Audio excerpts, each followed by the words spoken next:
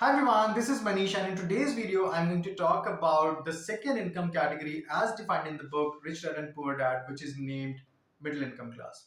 So let's get started.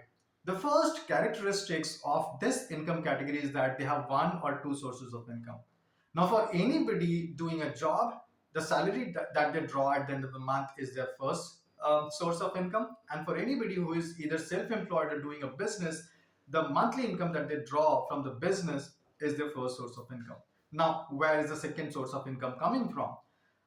So they do have some investments, right, in the form of either fixed deposit, EPF, PPF, NPS. It could be real estate investments, real estate, both residential or commercial, or they could also do some equity investments in the form of either direct equity or mutual funds. So all of these investments will give them some return, and this is primarily their second source of income, which is mostly in the form of accruals, right? They may not be spending this second source of income as such. So that's the first characteristic. The second characteristic is that they have very little passive income. So before I get more detailed into this topic, let me first try and help you understand the difference between an active and a passive income, right? So any income that you draw where your physical presence is required becomes your active source of income, right? So if you're doing a job, you need to go to the job, you need to show up there every day, 9 to 5, right? And once you do that, and once of course work during those hours, you get your salary as your income, right? If you're running a shop, running a clinic, you need to show up, you need to go there, sit there, do your work, right, come back, and then that is how you are required to be physically present there, right? Now what happens in case of any investment is that you are not required to be physically present, right? You buy a share, you invest into mutual funds, you do your um, fixed deposit, right, or you invest into EPF, you're done. You're not required to be physically present there, right? It gives you an interest, it accrues that interest over a period of time, and you do not necessarily need to be present physically there for you to draw that income. So that becomes your passive income. Now back to the point, right?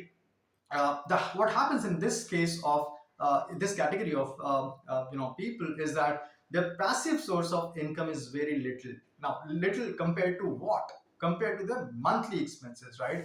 I'll take an example, right? And this is just hypothetical, right? Somebody who needs to spend a lakh to sustain their current standard of livings, if they are earning, let's say, 10 to 15,000 as accruals in their passive income, then this is going to be very less, and that is what the point says, right?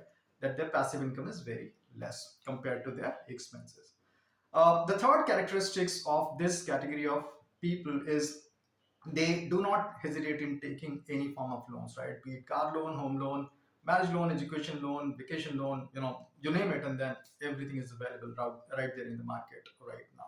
So what they are willing to do is that they are willing to spend as of today what they will earn in the future, right? Considering that their future income is guaranteed, right? And that is something at times becomes questionable. So what also happens in the process is that they also pay a lot of interest over their lifetime while servicing these loans. There is no evading from that fact. So these were some of the characteristics of the income category named middle income class. And this is, by the way, the biggest class available across the population that we're looking at right now. That's it for today. Do leave your comments and let me know how you like this video. Until we meet next, be happy and God bless. Bye-bye.